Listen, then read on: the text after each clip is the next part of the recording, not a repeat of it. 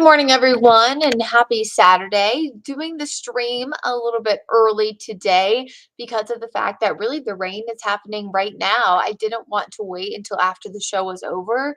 And while many of you were, saying, well, the rain's over now, Brittany.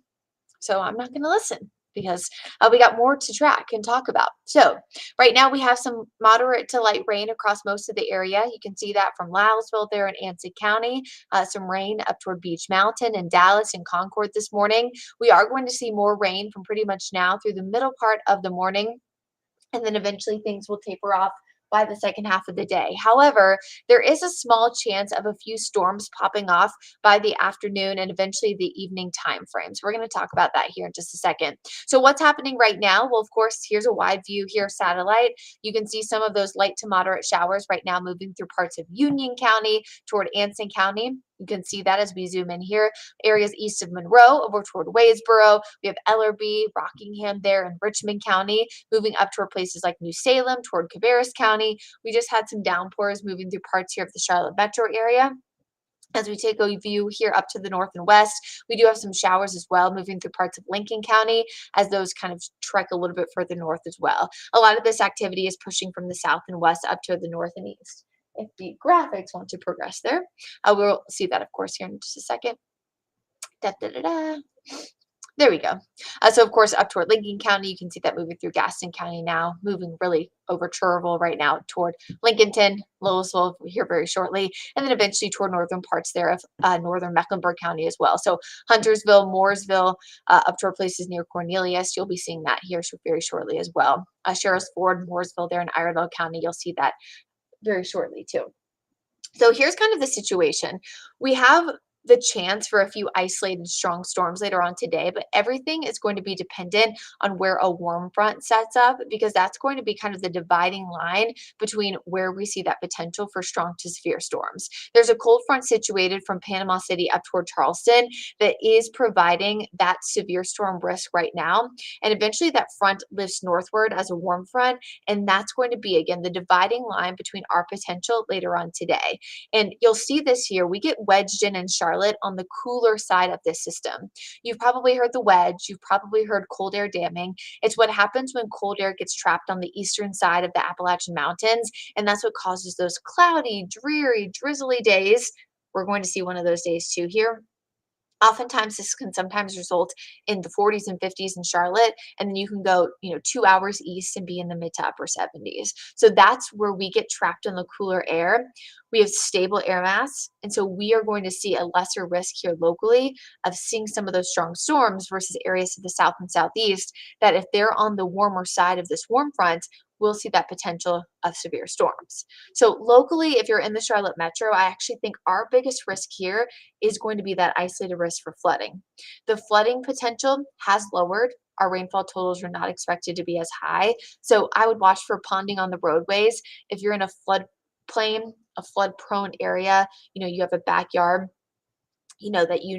because it slopes downward, your backyard often floods when there's heavy rain. Just be mindful of that. But the highest risk is actually going to be over toward the eastern coast there, from pretty much, I would say, McClellanville all the way up toward the Outer Banks of North Carolina.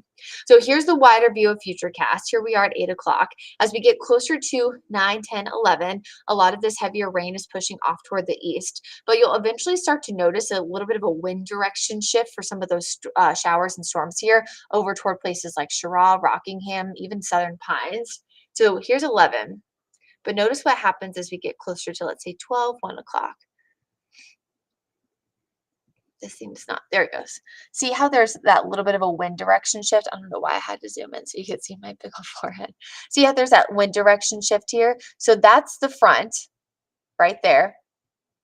And then we have some of those storms popping off. That will be the time frame between, I would say, 1 o'clock to around 2, 3 o'clock, that we'll have some of those pop-up storms.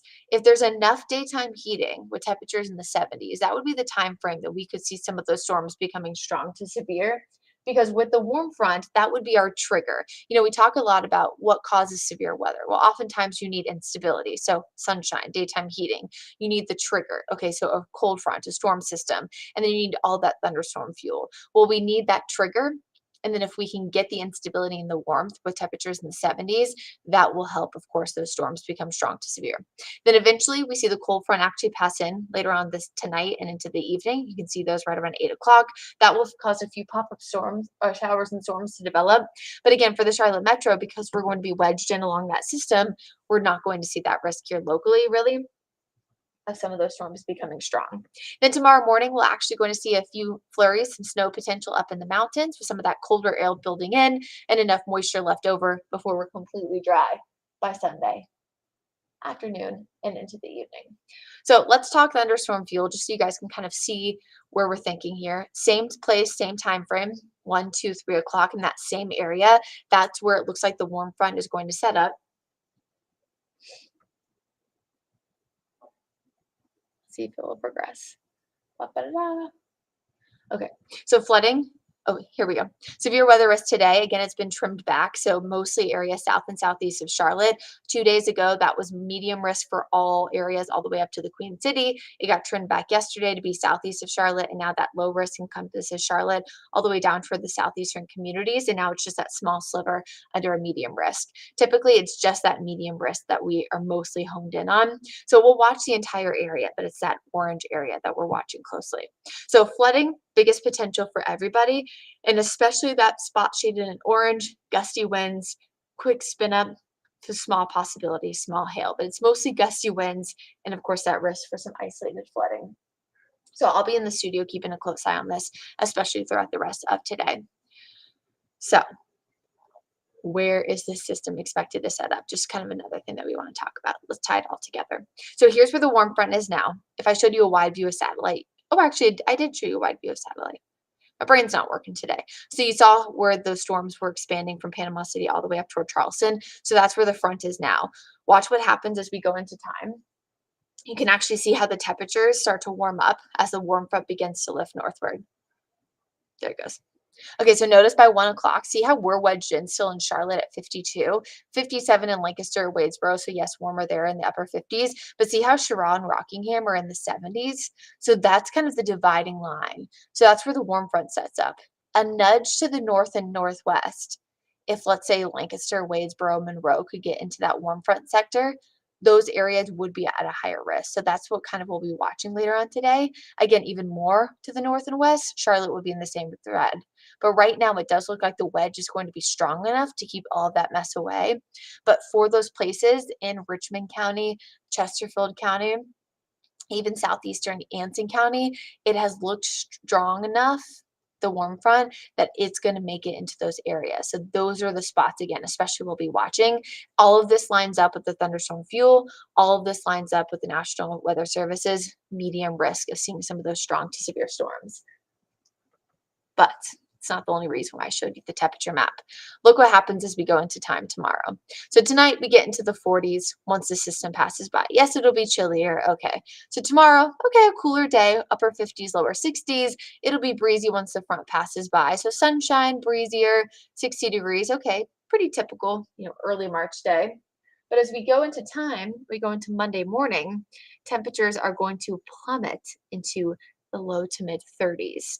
It will be a morning where we will see the chance for some patchy frost here in the Charlotte area, something we haven't seen in a few weeks, and the 20s there up in the mountains.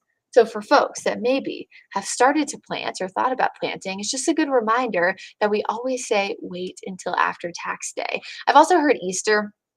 I think that can kind of depend, based on, and sometimes I'll even say Easter, tax day is typically safer, but I think Easter can also depend, on the year. So Monday and Tuesday morning, we have temperatures dropping below about 36 degrees, which is typically the threshold, 36, 37.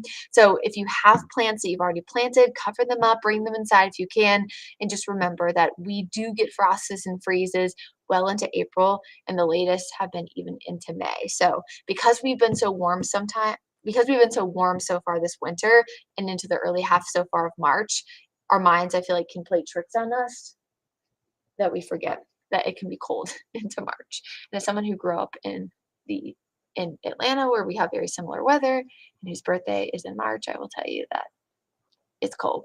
It gets cold in March, so even in late March. And of course, a reminder too, tonight we spring forward, so don't forget to set those clocks forward an hour. Yes, you do technically lose an hour of sleep tonight, but you don't lose any daylight.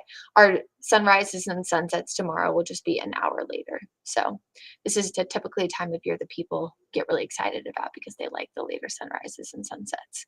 So heavy rain, a few thunderstorms later on today. Some could become strong, but I'm really not as concerned about areas other than that small sliver again of spots south and southeast of Charlotte, Richmond County, Chesterfield County, southeastern Anson County. Tomorrow, sunshine, breezy, temperatures near 60. And if you like the warmth, you want it to go back to warmth, we're back in the mid 70s by late next week. But we do have to watch those mornings, Monday and Tuesday, for that chance for some patchy frost, because of course that's going to impact the plants. I hope everybody has a happy, safe, and healthy Saturday. And just make sure you, of course, are keeping a close eye on the forecast if you plan on being outside today. And I hope you have a fantastic rest of your Saturday.